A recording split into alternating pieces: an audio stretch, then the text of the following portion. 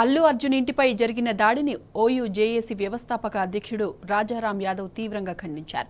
OU JAC పేరుతో అల్లు అర్జున్ ఇంటిపై దాడి చేయడం సరికాదని మండిపడ్డారు.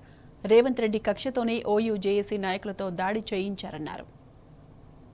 రేవంత్ రెడ్డి గారు తన ప్రత్యర్థుల్ని భయభ్రాంతులు గురి చేయడం కోసం, లేకపోతే బ్లాక్మెయిల్ చేయడం కోసం సినిమా వ్యాపార వర్గాల్ని తన పాదాక్రాంతులు చేయడం కోసం మరి దాడి చేయిస్తే ఎన్ఎస్ఐ పేరు మీదనో, లేకపోతే యూత్ కాంగ్రెస్ పేరు మీదనో, లేదా కాంగ్రెస్ పార్టీ పేరు మీదనో నేరుగా దాడి చేస్తే అది వేరేగా ఉండేది.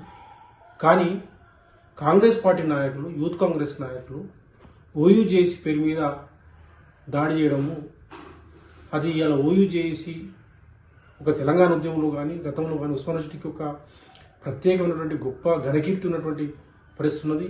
అదంతా కూడా ఇలా దేశవ్యాప్తంగా అబాస్ పాలయ్యే పరిస్థితి కనిపిస్తూ ఉన్నది. మరి ఇవాళ రేవంత్ రెడ్డి గారు మరి తరించినటువంటి హామీలు కానీ ప్రజా సంక్షేమాన్ని పక్కన పెట్టి డైవర్ట్ పాలిటిక్స్లో భాగంగా మరి ఇలా కూడా సమస్యల్ని పక్కదారి పట్టించడం కోసము, ప్రజల దృష్టిని మళ్లించడం కోసము ఇలా మొత్తం కూడా హైడ్రా పేరు మీద, లేకపోతే ఫార్మా సిటీ రద్దు పేరు మీద, లేకపోతే రగచర లాంటి రైతుల యొక్క లంబాడ గిరిజన ఆదివాసుల యొక్క భూములు లాక్కునే విషయంలో ఇవాళ మొత్తం కూడా ఒక విధ్వంసకరమైనటువంటి పరిస్థితిలో ఇలా పోతా ఉన్నాడు.